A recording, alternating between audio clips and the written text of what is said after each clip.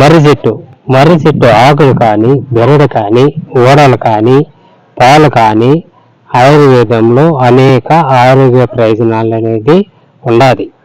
బాగా పరిశీలించండి. మర్రి చెట్టు అనేది దీని పాలు మనకి ఉపయోగపడుతుంది. ముఖ్యంగా దీని పాలు మన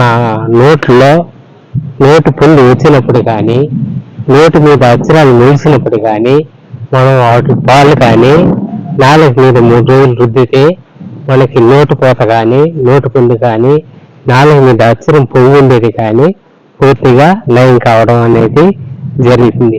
బాగా చూడండి. మర్రి చెట్టు అనేది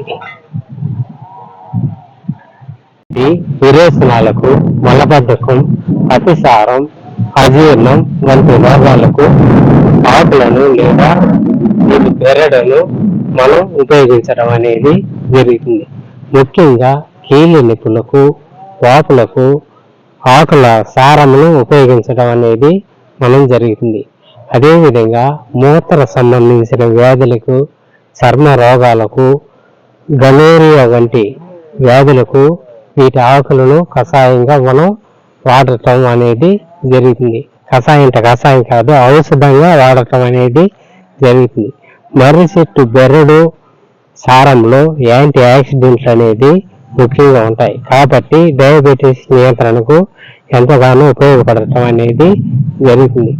మర్రి చెట్టు బెరడు పొడి మన చిగుళ్ళ పైన పూస్తే గమ్ సమస్యలు కూడా నయం కావడం అనేది జరుగుతుంది. నెక్స్ట్ అదేవిధంగా మర్రి ఆకులను నీటిలో నానబెట్టి తినడం వలన డయాబెటీస్ మరియు టూత్ డేకేలు కూడా నివారించబడటం అనేది జరుగుతుంది. మర్రి చెట్టు ఆకులు కానీ, బెరడు కానీ, పాలు కానీ వీటిల్లో రోగ నిరోధక శక్తి పెంచడం అనేది జరుగుతుంది. మర్రి చెట్టు జీర్ణ సమస్యలు, చర్మ రోగాలకు, మూత్ర సమస్యలకు, డయాబెటీస్ నియంత్రణకు, కీళ్ళ నొప్పులకు నివారించడంలో మర్రి చెట్టు అనేది మనకి ఎంతగానో ఉపయోగపడటం అనేది జరుగుతుంది. అదేవిధంగా నెక్స్ట్ అతి ముఖ్యమైన విషయం ఏమంటే ఈ మర్రి చెట్టు పాలు కానీ, బెరడు కానీ, ఆకుల సారం కానీ అధిక మోతాదులో వాడకూడదు. అదే నెక్స్ట్ ఒక ముఖ్యమైన పాయింట్ ఏమంటే సున్నిత చర్మం కలిగిన వాళ్ళు కూడా తక్కువ మోతాదులోనే వాడాలి. నెక్స్ట్ ఎవరు వాడకూడదంటే అలర్జీ సమస్యలు ఉండేవాళ్ళు వీటి మర్రి చెట్టు పాలు కానీ, బెరడు కానీ, ఆకులు కానీ వీళ్ళు వాడకూడదు. నెక్స్ట్ అదేవిధంగా అస్తమయ వ్యాధిగ్రస్తులు కూడా వీటిని వాడకూడదు.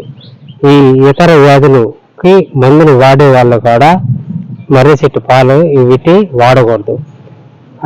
ఒకవేళ గర్భిణీ కానీ, పిల్లలు కానీ వాడాలనుకుంటే ఒక ఆయుర్వేద వైద్యుని సలహా తీసుకొని వాడండి.